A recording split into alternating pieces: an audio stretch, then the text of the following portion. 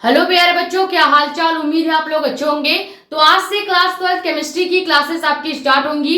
Chemistry में सबसे पहले हम देखेंगे चैप्टर नंबर 1 यानी जो आपका सॉल्यूशन चैप्टर है उसका लेक्चर नंबर 1, जिसमें हम आपको 3 मोस्ट इंपॉर्टेंट टॉपिक कवर कराएंगे। जो कि पहला आपका क्या है, मोलरता, सेकेंड है आपका मोललता और थर्ड है आपका मोल प्रभाव। ठीक है, ये तीनों ही टॉपिक बोर्ड एग्जाम में मैक्सिमम 2 से 3 नंबर का परिभाषा टाइप क्वेश्चन पूछा जाता है। आपसे पूछा जा सकता है कि मोलरता किसे कहते हैं, मोललता किसे कहते हैं या मोल प्रभाव किसे कहते हैं। ठीक है, तो तीनों ही टॉपिक आज के इस वीडियो लेक्चर में आपको कवर कराया जाएगा।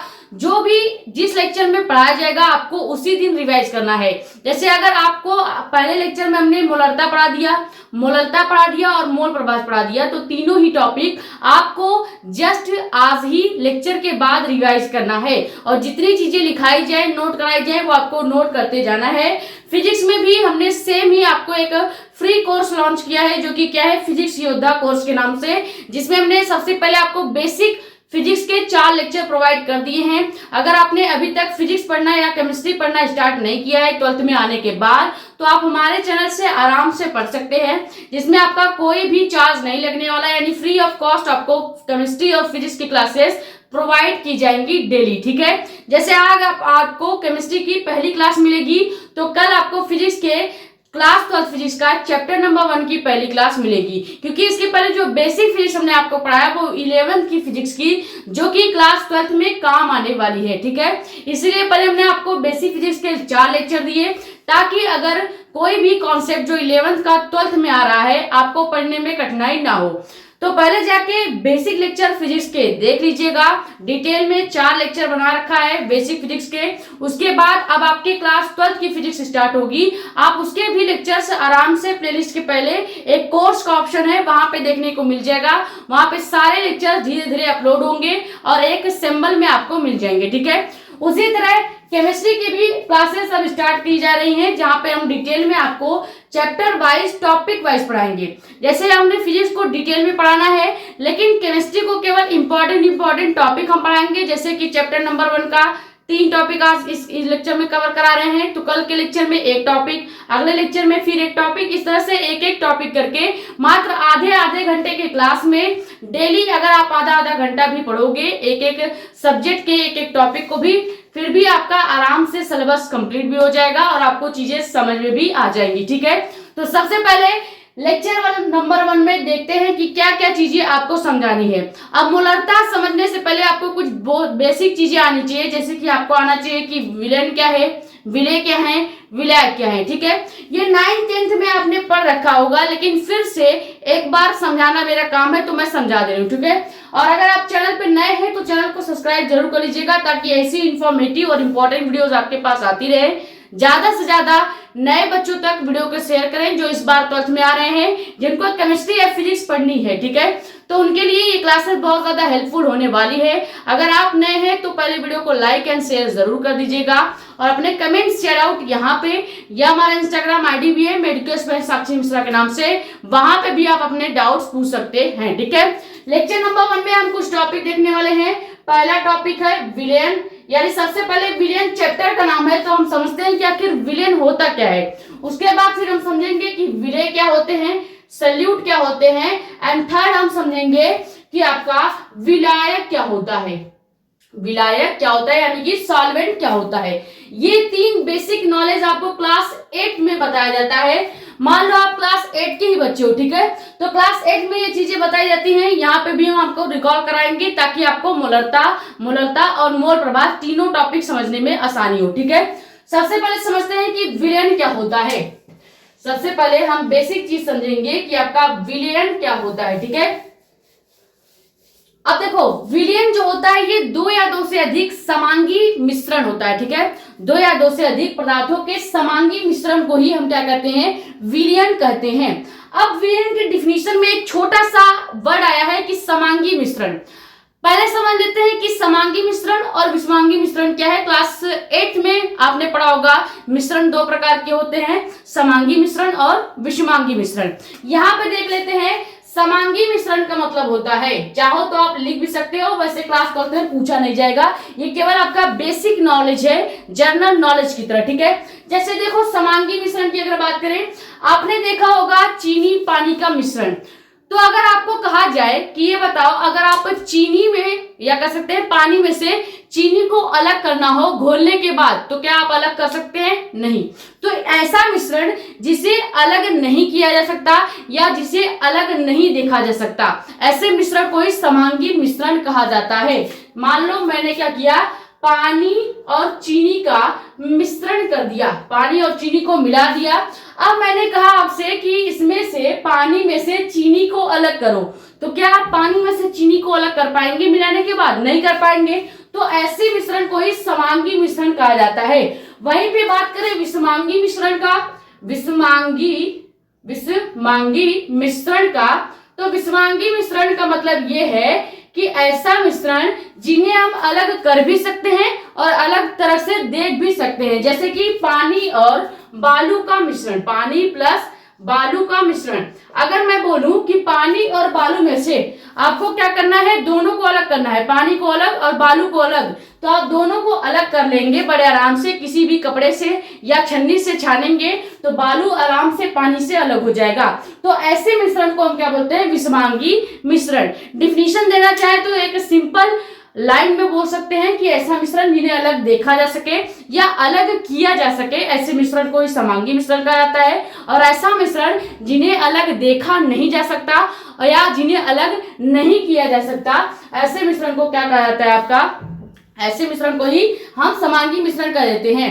विषमांगी मिश्रण का मतलब है जिससे हम अलग कर सके। पानी में बालू डाल देंगे 1 चम्मच अगर, तो आप बालू को छान के निकाल सकते हो, विषमांगी मिश्रण का एग्जाम्पल हो गया।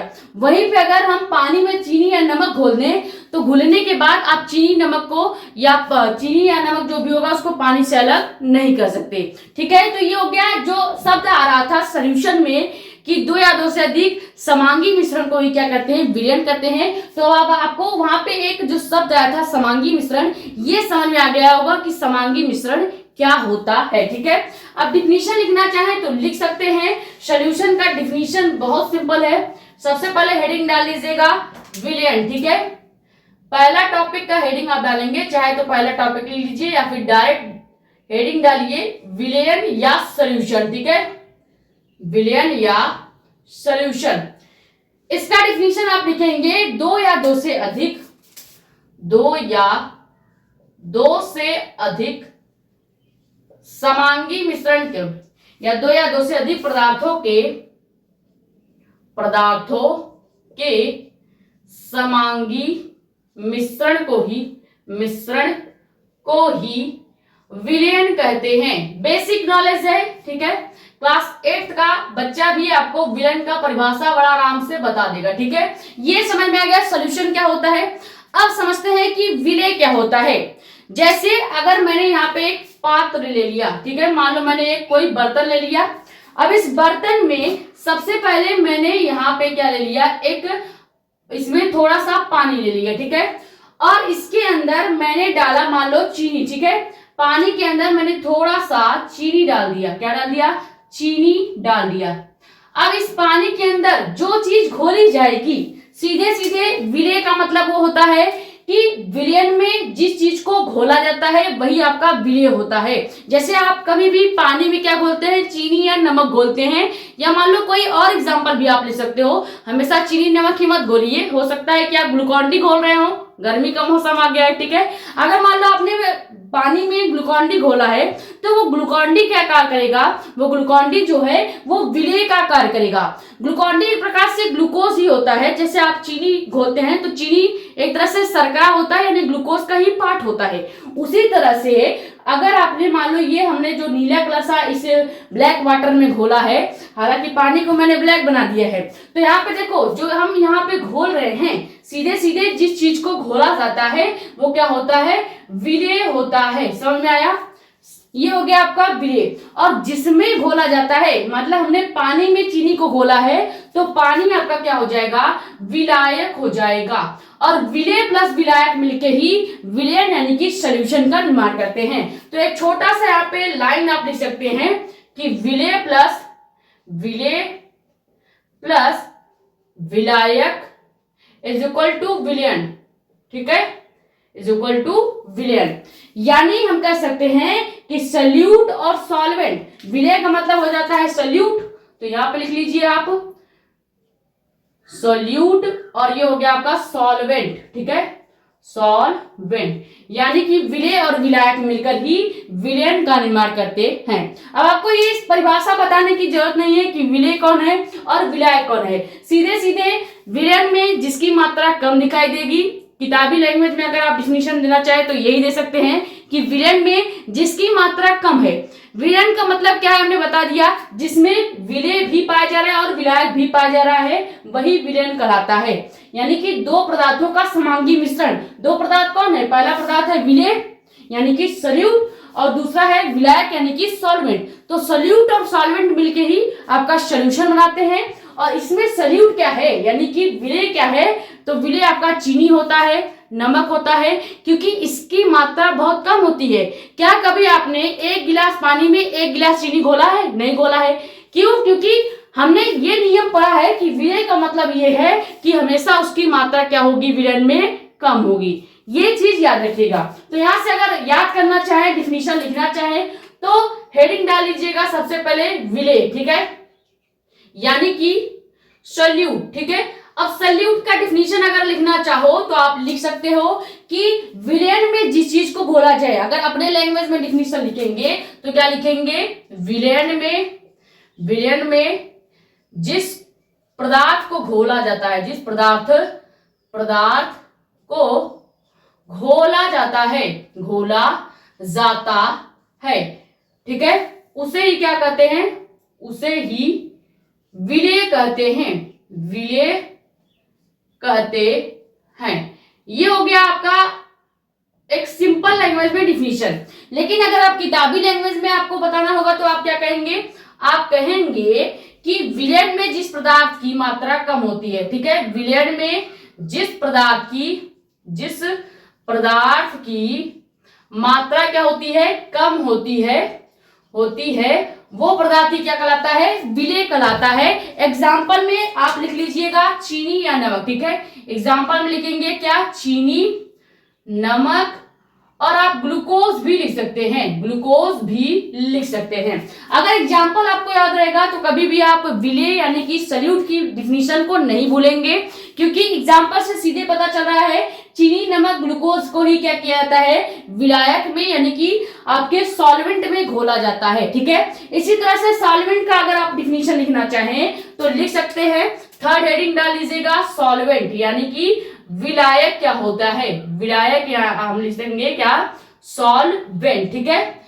अब देखो विलायक का भी डिफिनीशन सेम है, बस यहाँ पे अगर आप लिखना चाहोगे तो लिख सकते हैं क्या, कि विलयन में जिस पदार्थ की मात्रा अधिक होती है, जैसे कि आप देखेंगे कि पानी की मात्रा ज्यादा होती है एज कंपेयर टू आपके चीनी एंड नमक, ठीक है। तो यहाँ पे हम लिखेंगे क्या, कि विलयन में जिस पदार्थ की मात्रा क्या हो, अधिक होती है, और ये पदार्थ ही क्या कहलाता है, आपका विलायक कहलाता है, ठीक है। विलयन में जिस पदार्थ की मात्रा अधिक होगी वह पदार्थ ही क्या कहलाएगा, आपका विलायक कहलाएगा। अधिक होती है उसे ही विलायक कहते हैं। या फिर आप चाहें तो अपने मन से एक डिफिनीशन लिख सकते हैं कि जिसमें चीजों को घोला जाता है, ठीक है, यानी कि विलयन में जिस पदार्थ को घोला जाता है उसे ही तो विलेय कहते हैं। तो हम घोल किस में रहे, विलायक में, तो विलायक का डिफिनीशन हम ये भी बोल सकते हैं कि जिसमें हम चीजों को घोलते हैं, तो ये भी आप लिखेंगे। आप अगर अपने भाषा में कहना चाहें तो आप ये कह सकते हैं कि जिस मिश्रण में चीजों को घोला जाता है, जिस विलयन में विलेय को घोला जाता है, या जिसमें विलेय घुल जाता है, ठीक है, लिखेंगे क्या, जिसमें विलेय घुल जाता है, ये ज्यादा क्लियर शब्द है, जिसमें विलेय घुल जाता है, ठीक है, घुल जाता है, विलायक कहलाता है, ठीक है, विलायक कहलाता है। ये एक हमारे अपने मन से डिफिनीशन हो गया कि जिसमें विलेय यानी कि चीनी या पानी घुल जाता है वो क्या कहलाता है, विलायक कहलाता है। बाकी किताबी लैंग्वेज का आप डिफिनीशन देना चाहो तो दे सकते हो कि विलेय में जिसकी मात्रा अधिक होती है, जैसे पानी की मात्रा चीनी से अधिक होगी तो पानी क्या हो गया, विलायक हो गया। चीनी या नमक क्या हो गया, विलेय हो गया। और विलयन की बात करें तो विलेय और विलायक यानी कि पानी और चीनी, अगर आप सोल्यूशन का एग्जांपल लेना चाहें तो सोल्यूशन का एग्जांपल लिख लीजिएगा पानी प्लस चीनी का मिश्रण, या सेकंड एग्जांपल लिख लीजिएगा पानी प्लस नमक का मिश्रण। ठीक है, पानी चीनी यानी शरबत भी बोल सकते हैं, तो शरबत आपका क्या हो गया, विलयन हो गया यानी सॉल्यूशन हो गया। तो ये बेसिक नॉलेज है, क्लास 8 का बच्चा भी आपको विलयन, विलेय और विलायक बताते हुए मिल जाएगा। ठीक है, तो ये स्क्रीनशॉट कर लीजिए। उसके बाद मेन कॉन्सेप्ट जो हमें समझना है, जो क्लास 12 का पॉइंट है, वो ये है कि मोलरता क्या होती है, मोलरता क्या होती है एंड मोल प्रभास क्या होता है।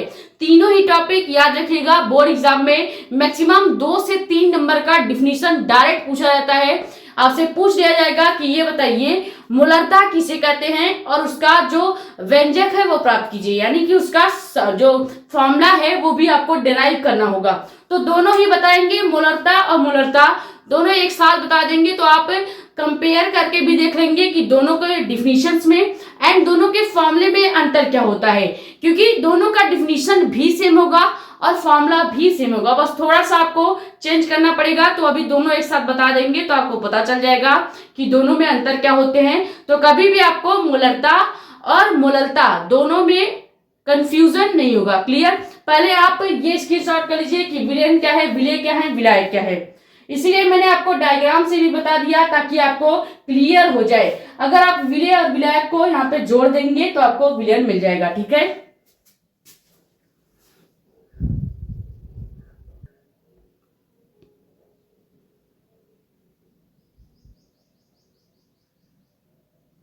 तो अब देखते हैं कि मोलरता और मोलरता क्या होती है। दोनों एक साथ देखेंगे ताकि आपको परिभाषा में और फॉर्मूले में अंतर समझ में आ जाए। ठीक है, अगर एक बार परिभाषा और फॉर्मूले में अंतर समझ लोगे तो कभी भी मोलरता और मोलरता में आप कंफ्यूज नहीं होंगे कि मोलरता क्या होता है, मोलरता क्या होता है। ठीक है, सबसे पहले समझेंगे कि मोलरता क्या होता है, यानी मोलरिटी क्या होती है। ठीक है, डिफिनीशन पे अभी आप फोकस नहीं करेंगे, एक डायग्राम बनाते हैं उससे आप समझ लीजिएगा कि मोलरता क्या होता है। ठीक है, मान लीजिए मैंने यहाँ पे कोई क्या ले लिया, बर्तन ले लिया, यानी कि एक छोटा सा पात्र ले लिया। ठीक है, अब इस बर्तन में मैंने सबसे पहले विलायक को ले लिया, यानी कि पानी को ले लिया। अब इस विलायक में मैंने क्या किया, विलेय को मिला दिया है। ठीक है, ये जो नीला कलर का इसमें जा रहा है वो क्या है, विलेय है।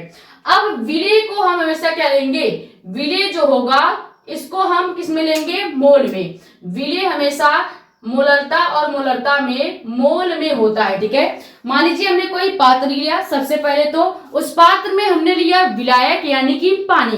अब पानी में हमने ऊपर से मिलाया चीनी या नमक जिसे हम विलेय कहेंगे। ये चीनी या नमक जो भी हम लेंगे इस बार हम 1 मोल में लेंगे, यानी कि विलेय जो भी घोला जाएगा उसको 1 मोल में घोला जाएगा। तो 1 मोल विलेय को जब हम इसमें घोलते हैं तो उससे जो विलयन तैयार होगा, उससे जो विलयन तैयार होगा उस विलयन का वॉल्यूम यानी आयतन कितना मान लेते हैं हम कि 1 लीटर क्या है, विलयन तैयार हो रहा है। ठीक है, हमेशा याद रखेंगे मोलरता में विलयन का जो आयतन होगा 1 लीटर ही लिया जाता है, क्योंकि जब आप न्यूमेरिकल लगाएंगे मोलरता पर डिपेंडेंट जितने भी आपके न्यूमेरिकल हैं तो वहां पे आपको आयतन अपने आप हमेशा क्या मानना है, विलयन का आयतन 1 लीटर मानना है। ठीक है, या आप 100 ml भी मान सकते हैं, क्योंकि 100 ml मिलाकर ही क्या मिलता है आपको, 1 लीटर का मान मिलता है।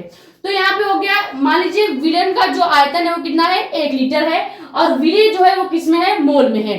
तो अब इस हिसाब से डिफिनीशन क्या बन जाएगा कि 1 लीटर विलयन में घुले विलेय के मोलों की संख्या, ये जो विलेय हमने घोला है इसमें जो मोल में प्रेजेंट है विलेय, वही उसके मोलों की संख्या को ही क्या कहा जाता है, मोलरता कहा जाता है। सीधा सीधा डिफिनीशन ये बन गया कि 1 लीटर विलयन यानी कि जिसमें विलेय और विलायक दोनों होते हैं, उस विलयन में घुले विलेय के मोलों की संख्या को ही मोलरता कहते हैं। क्लियर है क्या?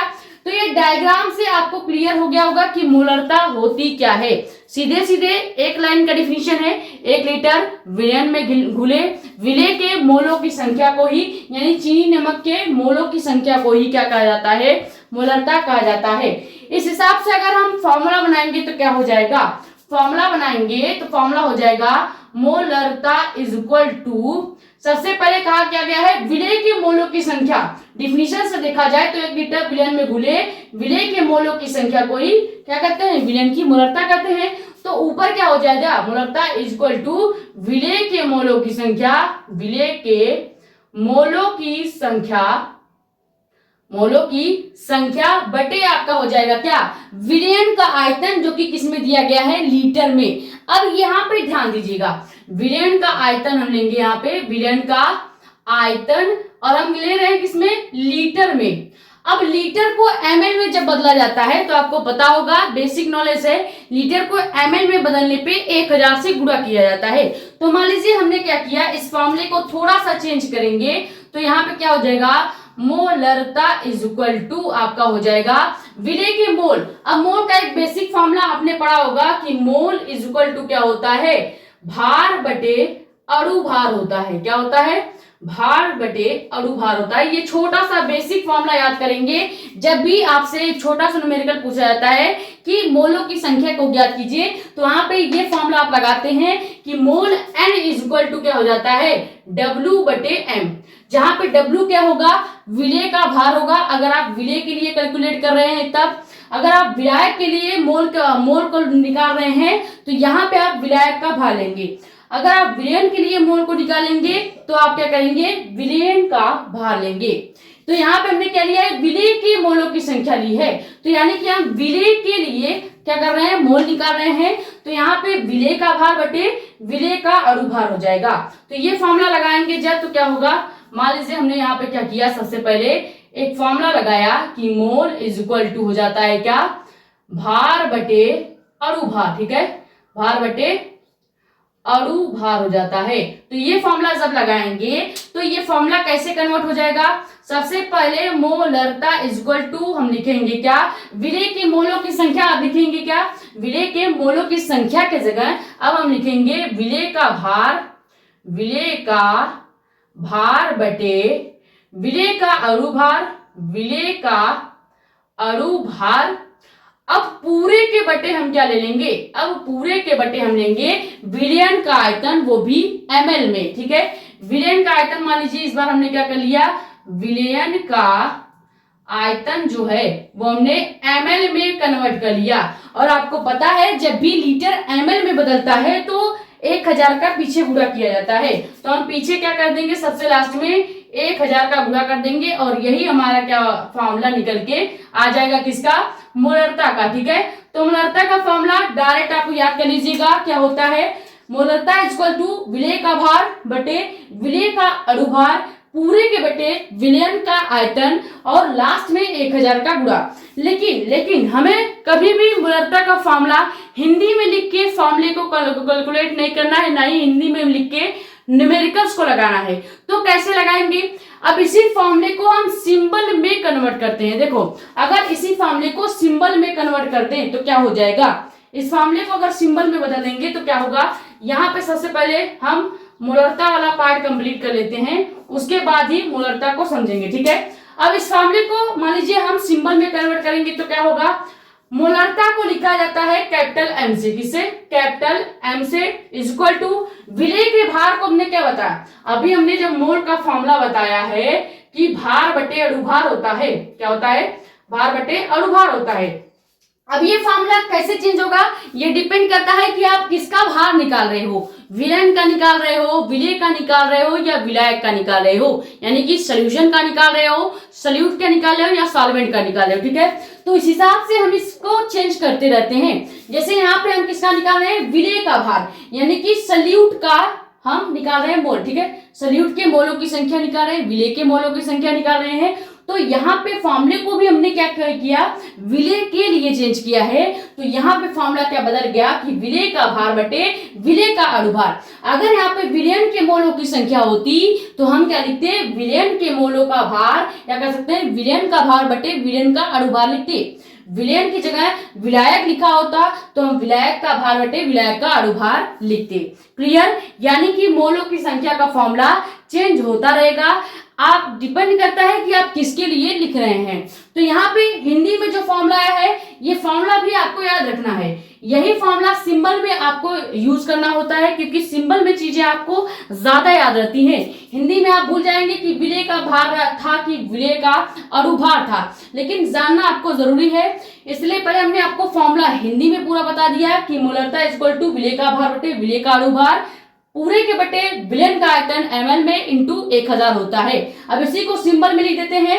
मोलरता को लिखा जाता है कैपिटल M से, तो कैपिटल M से हमने बता दिया।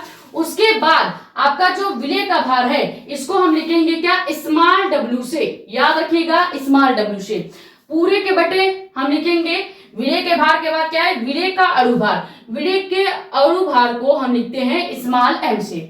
यानी कहीं भी स्मॉल w दिखेगा तो आपको डायरेक्ट समझ लेना है कि ये विलय के भार की बात की जा रही है। कहीं भी आपको स्मॉल m दिखेगा तो इसका मतलब समझ जाइएगा कि विलय के अणुभार की बात हो रही है। ठीक है, तो विलय का भार हो गया स्मॉल w, विलय का अणुभार हो गया स्मॉल m। पूरे के बटे हमें क्या लिखना है, विलयन का आयतन, वो भी ml में। तो यहाँ पे लिखेंगे विलयन का आयतन v, और ये किसमें होगा, ml में होगा। और लास्ट में हम क्या कर देंगे, गुणा कर देंगे 1000 से। तो मान लीजिए हम गुणा यहाँ पे 1000 से कर देते हैं। ठीक है, 1000 से गुणा कर देंगे, ये फॉर्मूला हुआ।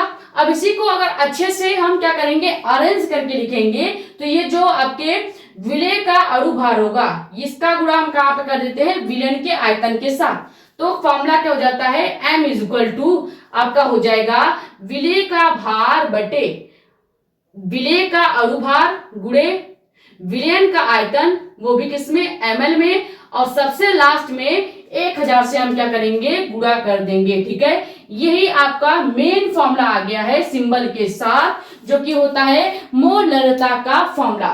इतना ही है बस, इससे ज्यादा आपको नहीं पढ़ना है और ना ही इससे ज्यादा डीप में आपको जाने की जरूरत है। अब सिंबल का मतलब आपको पता ही है, ये m जो है वो बता रहा है कि मोलरता है। ठीक है, m क्या बता रहा है, हम फिर से सिंबल का मतलब लिख देते हैं। जहां आपका कैपिटल M क्या है, मोलरता है, वहीं पे आपका स्मॉल w क्या है, तो विलय का भार है, और स्मॉल m क्या है, विलय का अणुभार है, विलय का अणुभार है। और Vml जो है ये क्या है, विलयन का आयतन, विलयन का आयतन होता है। क्लियर, ये हो गया पूरी तरह से मोलरता क्या होती है।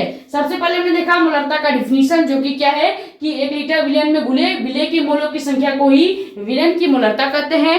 अब परिभाषा से अगर हमने डिफिनीशन क्या कर सकते हैं, फॉर्मूले को बनाने की कोशिश की, तो फॉर्मूला क्या बना है कि मोलरता इक्वल टू विलय के मोलों की संख्या, क्योंकि यहाँ पे दिया गया है विलयन में घुले विलय के मोलों की संख्या को ही विलयन की मोलरता कहते हैं।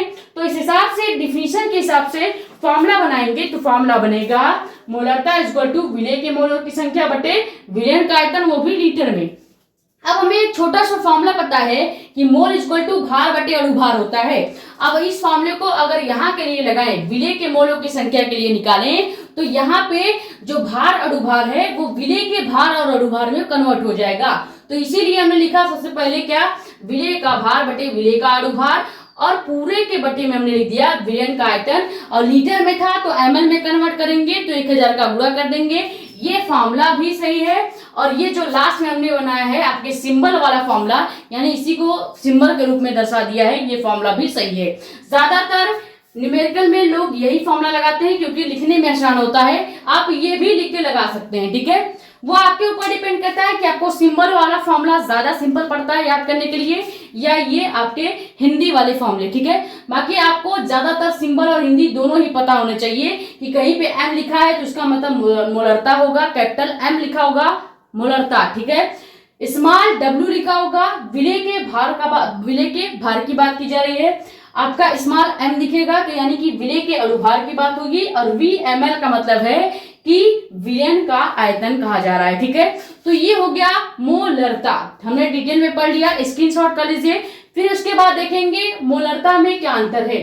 दोनों की डिफिनीशन और फॉर्मूले में सेम चीजें हैं, बस कुछ आपको अंतर करना पड़ेगा। स्क्रीनशॉट कर लीजिए, फिर उसके बाद बता देते हैं। ठीक है,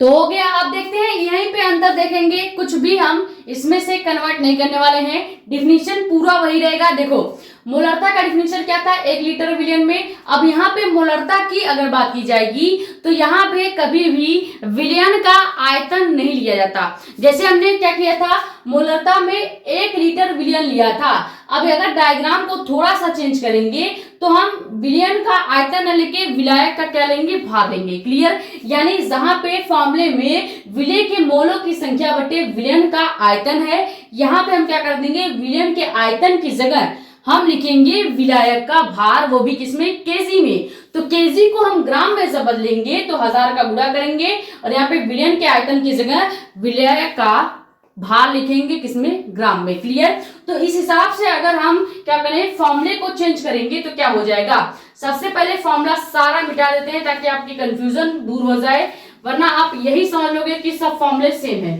लास्ट में दोनों फॉर्मूले एक साथ लिख के बता देंगे कि अंतर क्या है। ठीक है, मान लो मैंने फिर से क्या लिया, एक पात्र ले लिया है, इसको पूरा ही इरेज कर देते हैं मोलरता वाले पार्ट को। ठीक है, फिर से हम ले रहे हैं एक पात्र जिसमें हम क्या करेंगे, एक सोल्यूशन को डालेंगे, यानी कि विलायक को डाल दिया। ठीक है, मान लीजिए पानी को डाल दिया। अब इस पानी में हमने क्या दिया, विलय को डाला। ठीक है, विलय यानी कि चीनी को डाला, ये क्या हो गया, विलय हो गया, जो कि किसमें होगा, मोल में। ठीक है, क्योंकि मोलरता और मोलरता में हमेशा जो भी विलय डाला जाएगा उसकी मात्रा 1 मोल ली जाती है, तो ये हो गया मोल में। और इसमें जो ये रेड कलर दिखाई दे रहा है, ये क्या है, आपका विलायक है। और इस बार विलायक का भार हम किसमें लेते हैं, विलायक का जो भार है इसको हम मान लेते हैं कि 1 केजी विलायक है, और 1 किलो विलायक और 1 मोल विलय को मिलाने के बाद क्या बनता है, आपका विलयन बन जाएगा। क्या बनेगा, विलयन बनेगा। अब 1 केजी विलायक और 1 मोल विलय के हिसाब से डिफिनीशन क्या बन जाएगा मोलरता का, कि 1 किलो विलयन में घुले विलय के मोलों की संख्या को ही विलयन की मोलरता कहते हैं। अब दोनों में डिफिनीशन समझ में आया। मोलरता में हमने क्या किया था, मोलरता में हमने लिया था 1 लीटर आयतन, 1 लीटर आयतन लिया था। अब यहाँ पे मोलरता की जब बात की जा रही है तो यहाँ पे विलयन का आयतन नहीं लेंगे, क्या करेंगे, याद रखिएगा मोलरता में एक पॉइंट लिख लीजिएगा कि विलयन का आयतन नहीं लिया जाता। ठीक है, नहीं लिया जाता है। अगर आप भूल जाते हैं तो लिख लीजिएगा कि मोलरता में कभी भी विलयन का आयतन नहीं लिया जाता, बल्कि हम क्या लेते हैं, बल्कि विलायक का भार लिया जाता है। ठीक है, विलायक का भार लिया जाता है, ये पॉइंट आप लिख लीजिएगा। कभी भी मोलरता निकालते समय विलयन का आयतन जो ये VmL होता है इसको कैलकुलेट नहीं करेंगे, तो किसको करेंगे, विलायक के भार को, यानी कि जो आपका सॉल्वेंट होता है उसके भार को लेंगे। तो उस हिसाब से डिफिनीशन हमने क्या कर दिया, बस छोटा सा चेंज किया है, 1 लीटर आयतन की जगह 1 किलोग्राम या 1 केजी विलयन में घुले विलय के मोलों की संख्या को ही विलयन की मोलरता कहते हैं। अब आपको अगर मोलरता समझ में आ गया होगा तो मोलरता की डिफिनीशन भी समझ में आ गई होगी, और इसका फॉर्मूला भी बहुत सिंपल है। फॉर्मूला क्या हो जाएगा, फॉर्मूला लिखेंगे मोलरता इज इक्वल टू, सबसे पहले पहला चीज तो सेम ही रहेगा, पहला आपका जैसे हमने मोलरता में लिया था विलय के मोलों की संख्या, यहां भी सबसे पहले क्या लेंगे, विलय के मोलों की संख्या। ठीक है, विलय के मोलों की संख्या। अब यहाँ पे सबसे पहले जब विलय के मोलों की संख्या ले लिया है, नीचे इस बार क्या लेंगे, क्योंकि हमने कहा है कि इसमें विलयन का आयतन नहीं लिया जाता, तो नीचे लिया जाएगा विलायक का भार। ठीक है, विलायक का भार वो भी किसमें होगा, केजी में। ठीक है, ये समझ में आ गया।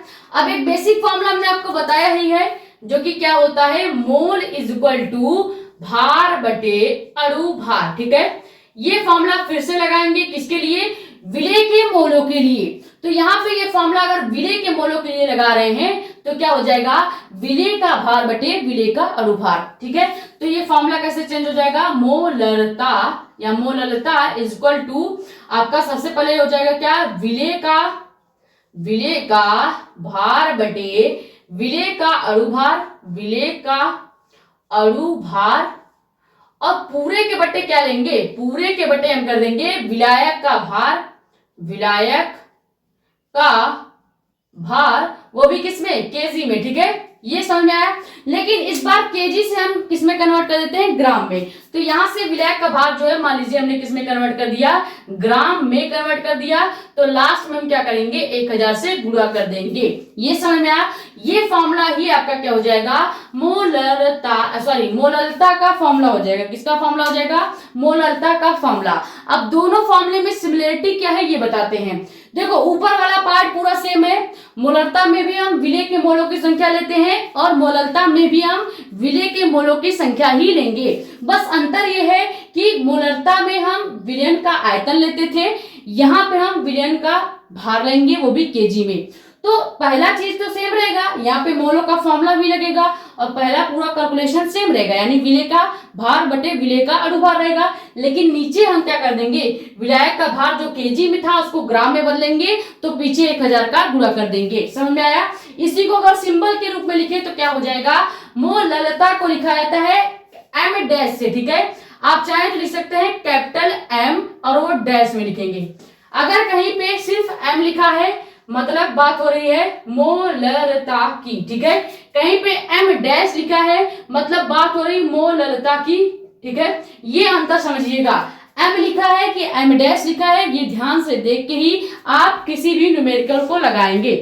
ठीक है, अगर कहीं भी एम डैश लिखा है इसका मतलब बात हो रही है किसकी, मोलरता की। अगर कहीं पे नॉर्मल कैपिटल एम लिखा है तो आप लिखेंगे मोलरता का फॉर्मूला लगाएंगे। ये समझ में आ गया। तो इस हिसाब से अगर चेंज करेंगे सिंबल में तो M dash is equal to क्या हो जाएगा, M dash is equal to हो जाएगा विलेय का भार। विलेय का भार हमेशा स्मॉल डब्ल्यू में ही लिखा जाता है, तो स्मॉल डब्ल्यू लिख देंगे। फिर विलेय का अणुभार है, विलेय का अणुभार हमने बताया है स्मॉल एम से लिखा जाता है, तो स्मॉल एम से लिख देंगे। पूरे के बटे हमें क्या लेना है, विलायक का भार, वो भी किसमें, केजी में। तो जब भी विलायक का भार लेंगे तो आप क्या करेंगे, यहाँ पे लिखेंगे कैपिटल डब्ल्यू, वो भी किसमें, ग्राम में है तो ग्राम में ले लेंगे, क्योंकि हमने पहले से ग्राम में चेंज कर दिया है। आप चाहे तो केजी वाला भी ले सकते हैं, लेकिन हम डायरेक्ट ये नीचे वाला फॉर्मूला ही लिख रहे हैं। ठीक है, तो यहाँ पे ग्राम में हो गया और लास्ट में 1000 से गुणा कर देंगे। यही फॉर्मूला हो जाएगा। इसको थोड़ा सा अरेंज करेंगे तो क्या होगा, हमने बताया है जो भी विलेय का भार होता है, सॉरी विलेय का जो भी क्या होगा अणुभार, ये आपका अणुभार है किसका, विलेय का। तो अणुभार जो भी होगा उसका गुणा कहाँ पे हो जाएगा, विलायक के भार के साथ। जैसे हमने मोलरता में क्या किया था, मोलरता में हमने विलेय का अणुभार जो था उसका गुणा हमने विलयन के आयतन के साथ यानी VmL के साथ कर दिया था। वैसे ही सेम यहाँ पे विलेय का जो अणुभार होगा स्मॉल m जो होगा उसका गुणा हम विलायक के भार के साथ कर देंगे, यानी W ग्राम के साथ कर देंगे। तो फॉर्मूला क्या चेंज हो जाएगा, फॉर्मूला चेंज हो जाएगा आपका capital M dash is equal to आपका हो जाएगा क्या, सबसे पहले विलेय का भार बटे आपका ये M आ जाएगा कैपिटल W के पास, यानी कि small m into capital W, वो भी किसमें, ग्राम में। और यहाँ पे लास्ट में हम क्या कर देंगे, इसको इरेज कर देते हैं, लास्ट में हम कर देते हैं 1000 से गुणा। ठीक है, 1000 से गुणा, और यही जो फॉर्मूला बन के आया है यही फॉर्मूला आपका मोलरता का फॉर्मूला है। किसका, मोलरता का फॉर्मूला। याद रखिएगा मोलरता के फॉर्मूले में m डैश जो है वो क्या है, मोलरता को बता रहा है। स्मॉल w जो होगा हमेशा चाहे मोलरता के फॉर्मूले में हो या मोलरता के फॉर्मूले में हो, दोनों ही फॉर्मूले में स्मॉल w विलेय के मोलों की संख्या की काम करेगी, विलेय के मोलों का भार। ठीक है, विलेय का भार यहाँ पे लिख देते हैं हम, स्मॉल w क्या है, विलेय का भार है, और स्मॉल m जो है ये क्या होता है, विलेय का अणुभार होता है। यहाँ पे कैपिटल W आ गया। कैपिटल W का मतलब है कैपिटल शब्द कहीं भी दिखेगा इसका मतलब विलायक की बात हो रही है। जैसे यहाँ पे कैपिटल W दिख रहा है, वो भी भार में यानी कि ग्राम में दिख रहा है, तो कैपिटल W का मतलब है कि यहाँ पे विलायक का भार है। किसका भार है? विलायक का भार है। ठीक है, विलायक का भार है और वो भी किसमें है? ग्राम में। क्लियर हो गया? दोनों के फॉर्मूले में अंतर समझ में आया। केवल एक अंतर करना है, यहाँ पे अगर विलायक का भार लिखा है तो मतलब मोलरता की बात हो रही है, विलायक का आयतन कर देंगे मतलब मोलरता की बात होने लगेगी। मोलरता मतलब कि यहाँ पे हमने लिख दिया क्या? विलायक का आयतन। मोललता लिखा है यानी कि विलायक का भार, वो भी ग्राम में। जब भी विलायक का भार ग्राम में कन्वर्ट करने से पहले किसमें था? केजी में था, तो हमने ग्राम में कन्वर्ट किया तो 1000 से गुणा कर दिया। इसी को सिंबल में दिखाएंगे तो मोलरता को लिखेंगे एम डैश, विलायक के भार को लिखेंगे स्मॉल डब्ल्यू से, विलायक के अनुभार को लिखेंगे स्मॉल एम से, और लास्ट में कैपिटल डब्ल्यू ग्राम में जो दिखेगा ये होगा विलायक का भार। क्लियर? तो ये हो गया मोलरता और मोलरता। दोनों में हमने आपको सबसे पहले बता दिया डिफिनीशन में अंतर क्या है, फॉर्मूले में अंतर क्या है, दोनों डिटेल में हमने आपको समझा दिया। जिसको भी मोलरता समझ में आ जाएगी अपने आप ही मोलरता भी समझ में आ जाएगा। डिफिनीशन परिभाषा सब सेम है, बस ये डिपेंड करता है कि आपने कितने ध्यान से इस चीज को समझा। ठीक है, बाकी स्क्रीनशॉट कर लीजिए, फिर एक बार दोनों फॉर्मूले में अंतर क्या है एक साथ बता देंगे तो आपको क्लियर हो जाएगा। ठीक है, उसके बाद लास्ट टॉपिक समझेंगे जो कि क्या है, मोल प्रभाज क्या होता है, जिसको हम मोल अंश भी कहते हैं। ये डिफिनीशन बहुत ज्यादा पूछा जाता है कि मोल प्रभाज किसे कहते हैं या मोल अंश क्या होता है। अगर अभी आप छोटा छोटा टॉपिक क्लियर करते चलोगे कि मोलरता क्या है, मोलरता क्या है, मोल प्रभाज क्या है, तो लास्ट के टाइम में जब बोर्ड एग्जाम आएगा तो आपको 3-3 नंबर वाले डिफिनीशन याद करने की जरूरत नहीं पड़ेंगे, क्योंकि आपने ऑलरेडी टॉपिक वाइज चीजें पढ़ रखी हैं, आपने ऑलरेडी चीजों को पढ़ रखा है, बस उस समय आपको ज्यादा से ज्यादा रिवीजन की जरूरत पड़ेगी। ठीक है, स्क्रीनशॉट कर लीजिए, फिर समझते हैं मोलरता या कह सकते हैं मोल प्रभाज या मोल अंश क्या होता है। ठीक है,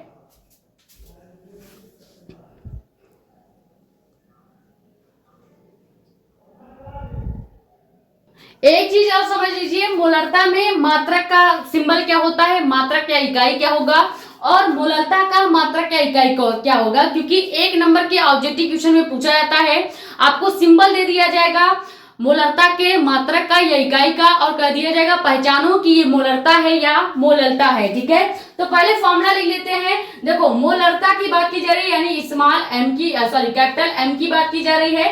कैपिटल एम इक्वल टू क्या हो जाएगा, विलेय का भार बटे विलेय का अनुभार, और पूरे के बटे क्या हो जाएगा आपका आयतन, वो भी ml में, और लास्ट में हम 1000 से गुणा कर देते थे।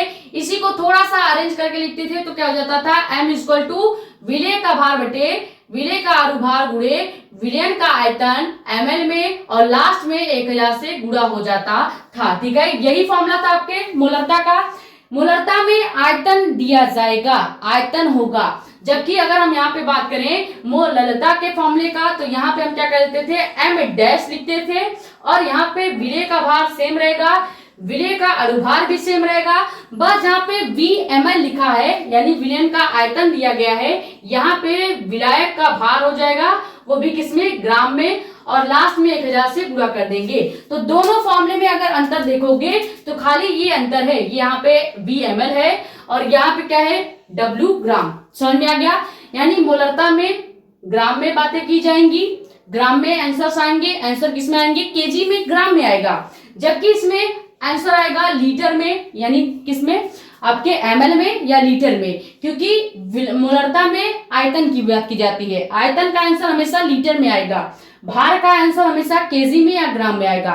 तो इस हिसाब से मात्रक क्या हो जाएगा, लीटर दिया गया है यानी मात्रक हो जाएगा मोलरता का मोल लीटर, क्या हो जाएगा, मोल लीटर मोलरता का मात्रक हो जाएगा, जबकि मोललता का मात्रक क्या हो जाएगा, मोल प्रति केजी ग्राम, क्या हो जाएगा, इसका मात्रक हो जाएगा मोल प्रति किग्रा, ये इसका मात्रक हो गया। दोनों ही मात्रक डायरेक्ट याद रखेंगे, मोलरता का मात्रक हमेशा मोल प्रति लीटर में आएगा, यानी आंसर इसके किस में आएंगे, मोल प्रति लीटर में आएंगे, जबकि इसका किसी भी न्यूमेरिकल का आंसर किस में आएगा, मोलरता का आंसर हमेशा मोल प्रति किग्रा में आएगा।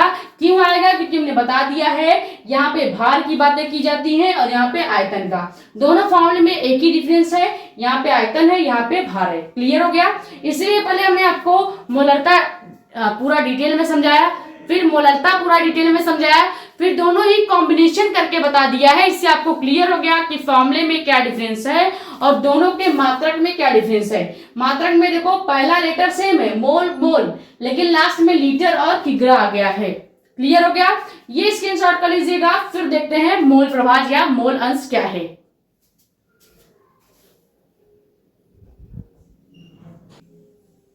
अब मोल प्रभाज या मोल अंश को समझने के लिए सबसे पहले हम क्या करेंगे, एक डायग्राम बनाएंगे जिसमें हमने एक सॉल्यूशन लिया है, एक पात्र में दो अपना एक सॉल्यूशन ले लिया है। अब इस सॉल्यूशन में मान लिया हमने दो कोई घटक लिए हैं। पहला घटक क्या है? ए और दूसरा है बी। ठीक है, यानी हमने विलयन ले लिया है एक पात्र में, उसमें हमने दो चीजें मिक्स की हैं। पहला जो मॉलिक्यूल मिक्स किया है वो आपका मॉलिक्यूल ए है, दूसरा मॉलिक्यूल क्या है? बी है। ठीक है, अब मान लीजिए हमें ए का क्या निकालना है? मोल प्रभाज या मोल अंश निकालना है। तो यहाँ पे डिफिनेशन कैसे बनेगा? डिफिनेशन ये बनेगा, मान लीजिए हम ए के लिए निकाल रहे हैं मोल प्रभाज या मोल अंश, तो क्या लिखेंगे? ए का मोल प्रभाज, यहाँ पे x जो दिख रहा है, इस तरह से जो x दिखता है इसको बोलते हैं क्या? काई। और ये काई क्या होता है? ये मोल प्रभाज का सिंबल होता है, निशान होता है। ठीक है, कल हमने फिजिक्स के टॉपिक में भी इसको डिस्कस किया था, जिसमें हमने बताया था कहीं भी x लिखा है तो इसको हम काई पढ़ेंगे, जो कि मोल प्रभाज या मोल अंश को बताता है। ठीक है, तो कहीं भी x लिखा हुआ दिखेगा, अगर मोल प्रभाज या मोल अंश की बात की जाएगी तो x लिखा हुआ जरूर दिखेगा। इसका मतलब होता है मोल प्रभाज या मोल अंश। ठीक है, इसके दो नाम है। डिफिनेशन दो तरह से पूछे जाते हैं बोर्ड एग्जाम में कि मोल प्रभाज क्या है या मोल अंश किसे कहते हैं। ज्यादातर जो डिफिनेशन पूछे जाते हैं वो ऐसे पूछे जाते हैं कि मोल प्रभाज किसे कहते हैं। ये याद रखिएगा, बोर्ड एग्जाम में डायरेक्ट 3 नंबर का ये डिफिनेशन पूछा जाएगा। अभी से आप लिख लीजिए, बहुत ज्यादा इंपॉर्टेंट है। ठीक है, 3 नंबर में पूछा भी जाता है। अब डिफिनेशन अगर बनाना चाहें तो सबसे पहले मान लेते हैं ए के लिए हम मोलों की संख्या ज्ञात कर रहे हैं। ठीक है, तो लिखेंगे क्या? ए के मोल प्रभाज, यानी ए का मोल प्रभाज निकाल रहे हैं तो ए और एक्स लिखेंगे। एक्स क्या बता रहा है? मोल प्रभाज, और ए लिखा है यानी ए के मोल प्रभाज की बात हो रही है। ठीक है, तो ए के मोल प्रभाज इक्वल टू क्या हो जाएगा? सबसे पहले हम क्या लेते हैं? इस विलयन में जिसका मोल प्रभाज निकालेंगे उसके मोलों की संख्या लेंगे, यानी कि हम ए घटक के मोल प्रभाज को निकाल रहे हैं तो सबसे पहले ए के मोलों की संख्या यानी एन ए लेंगे। एन यहाँ पे क्या है? एन हमने बताया था मोल इक्वल टू क्या होता है? भार बटे अणुभार होता है, यानी कि भार बटे अणुभार होता है। इसी को सिंबल्स लिखते हैं तो एन इक्वल टू डब्ल्यू बटे स्मॉल एम लिखते थे। तो यहाँ पे एन क्या है? एन आपके मोल को बताता है। क्लियर? तो यहाँ पे अगर हम सबसे पहले ए के मोल प्रभाज को निकालेंगे तो क्या हो जाएगा? एन के या कह सकते हैं ए के मोलों की संख्या, यानी जिस घटक का मोल प्रभाज आप निकालेंगे सबसे पहले उस घटक के मोलों की संख्या, फिर पूरे विलयन में कितने घटक हैं? ए और बी हैं, यानी 2 घटक हैं, तो दोनों घटकों के मोलों की संख्या के योग को ही क्या कहा जाता है? मोल प्रभाज कहा जाता है। दोनों घटक क्या है? N A plus N B. Clear? यानी कि इस हिसाब से डिफिनीशन क्या बन जाएगा? डिफिनीशन बनेगा कि विलयन में उपस्थित, इस पूरे विलयन में उपस्थित किसी घटक के मोल प्रभाज को अगर आप निकालेंगे तो उस घटक के मोलों की संख्या, किसी घटक का जो मोल प्रभाज होगा उस घटक के मोलों की संख्या बटे विलयन में उपस्थित सभी घटकों के मोलों की संख्या के योग के बराबर होता है। यही चीज हमने डिफिनीशन में लिख रखा है। ठीक है, सभी घटकों के या सभी घटक के मोलों के अनुपात के बराबर होता है। यह हो गया आपका अनुपात। बटे का मतलब क्या होता है? यह बताता है अनुपात को। कहीं भी 1/2 लिखा है, यानी लिख सकते हो 1:2। ठीक है, उसी तरह से यहाँ पे लिखा गया है क्या? मान लीजिए हमने सबसे पहले निकाला ए के मोलों की संख्या। जब भी आप निकालेंगे तो लिखेंगे क्या? एक्स ए। एक्स बता रहा है मोल, ए बता रहा है कि हम ए के घटक यानी घटक ए का मोल प्रभाज निकाल रहे हैं। तो जिसका भी मोल प्रभाज निकालेंगे सबसे पहले उस घटक के मोलों की संख्या यानी ए के मोलों की संख्या लिखेंगे, फिर नीचे लिखेंगे ए के मोलों की संख्या प्लस बी के मोलों की संख्या। अगर यहाँ पे सी घटक भी ले लेंगे तो हम प्लस एन सी भी लिख देंगे। एन सी का मतलब क्या है? C के मोलों की संख्या, जहां पे N जो है वो मोलों की संख्या को बताता है, C है यानी कि C के मोलों की संख्या, NB है यानी B के मोलों की संख्या, NA है यानी कि A के मोलों की संख्या, फिर से यहाँ पे देखिए AX है यानी कि आपके A के मोल प्रवाह की बात हो रही है। इस हिसाब से डिफिनीशन क्या हो जाएगा, विलयन में उपस्थित किसी घटक का मोल प्रवाह, यानी कि सबसे पहले हमने क्या लिया, A का लिया, तो A का मोल प्रवाह जो है उस घटक के मोलों की संख्या यानी कि A के मोलों की संख्या बटे विलयन में उपस्थित कुल घटक क्या है, A और B है, ठीक है। तो विलयन में उपस्थित कुल घटकों के मोलों की संख्या के अनुपात यानी कि बटे के बराबर होता है। तो हमने यहां से डिफिनीशन क्या किया, डराइव कर लिया, ठीक है। तो डिफिनीशन समझ में आ गया होगा। अब इसे काई से प्रदर्शित करते हैं, ये शब्द भी आप नोट कर लेंगे। सबसे पहले हमने क्या निकाल लिया, यहाँ पे A के मोल प्रवाह को निकाल लिया। क्या निकाला है, A के मोल प्रवाह को निकाल लिया। इसी तरह से अगर आप B के मोल प्रवाह को निकालेंगे, B के मोल प्रवाह को निकालेंगे तो कैसे निकालेंगे, परिभाषा क्या कह रहा है, परिभाषा कह रहा है कि आप जिसका मोल प्रवाह निकालेंगे उसको पहले क्या करेंगे, पहले जिस भी घटक का मोल प्रवाह निकालेंगे उसी घटक के मोलों की संख्या लेंगे। मान लीजिए हम क्या कर रहे हैं, B का मोल प्रवाह निकाल रहे हैं तो पहले लिखेंगे B, अब मोल प्रवाह निकाल रहे हैं यानी X लिखेंगे, ठीक है।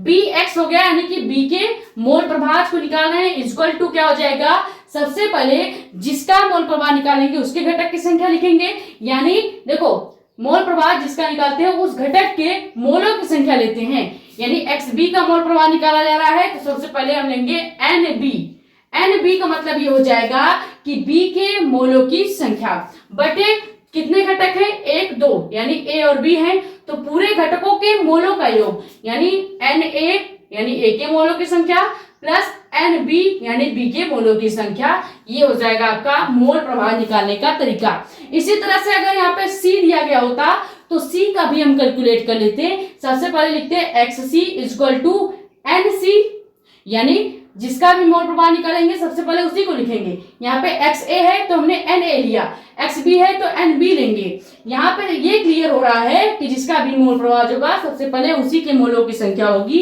फिर पूरे विलयन में जितने भी घटक मौजूद होंगे, जितने भी मॉलिक्यूल मौजूद होंगे उनके मोलों की संख्या का योग होगा, ठीक है। यहाँ पे अगर आप लिखना चाहें तो ये लिख सकते हैं Na क्या है, A के मोलों की संख्या है, A के मोलों की संख्या है, NB क्या है, B के मोलों की संख्या है।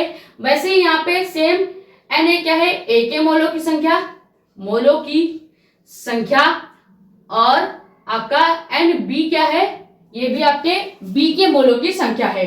अब यहाँ पे N का जब भी न्यूमेरिकल में मान निकालना होता है तो आप ये वाला फॉर्मूला लगाते हैं जो कि क्या है, मोल इक्वल टू भार बटे अणुभार। सबसे पहले यहाँ पे मोल निकालेंगे और B का यहाँ पे मोल निकल जाएगा, फिर इसी तरह से A का मोल निकल जाएगा। जब A और B का मोल निकल जाएगा लास्ट में A और B के मोलों का योग कर देंगे, ऊपर B के मोलों का भाग दे देंगे, यानी B के मोल और A प्लस B के मोलों का योग दोनों का जब भाग देंगे तो आपका मोल प्रवाह निकल के आएगा जो कि हमने B के लिए निकालेंगे, ठीक है। ये दोनों फॉर्मूला जो है ये आप कन्वर्ट भी कर सकते हैं। अगर आप यहाँ पे हमने तो A और B घटक माना है, मान लो A B न देके सोडियम हाइड्रोजन ये सब देगा तो आप क्या करेंगे, Na यानी सोडियम का मोल प्रवाह लिखेंगे प्लस सोडियम के मोलों की संख्या प्लस यहाँ पे जितने भी घटक होंगे, मान लो सोडियम और हीलियम दिया है तो सोडियम और हीलियम के मोलों की संख्या के योग को ही क्या कहा जाएगा, जो आपका सोडियम का मोल प्रवाह निकाला जाएगा, ठीक है। इस तरह से ये फॉर्मूले आप चेंज भी कर सकते हो। जितना भी आप इस पर ज्यादा न्यूमेरिकल लगाएंगे आपको न्यूमेरिकल से ये पार्ट समझ में आएगा। मोल प्रवाह पढ़ाएंगे, क्वेश्चंस कराएंगे तो वहाँ पे बता देंगे कि मोल प्रवाह के क्वेश्चन कैसे लगाए जाते हैं, तो वहां से आप डिटेल में मोल प्रवाह का क्वेश्चन देख लीजिएगा। बाकी 1-2 एग्जांपल आपको करा दिया जाएगा कल वाले लेक्चर में। आपको मोल प्रवाह का एक क्वेश्चन हम आपको करा देंगे, उससे क्लियर हो जाएगा कि मोल प्रवाह के क्वेश्चंस कैसे लगाए जाते हैं, ठीक है। तो कल वाली क्लास में या कह सकते हैं कल तो क्लास फिजिक्स की आएगी, परसों वाली क्लास में आपको मोल प्रवाह का एक क्वेश्चन कराया जाएगा। उसके बाद आपको अगला टॉपिक जो कि होगा हमारा राउल्ट का नियम, उसको हम पढ़ाएंगे, ठीक है।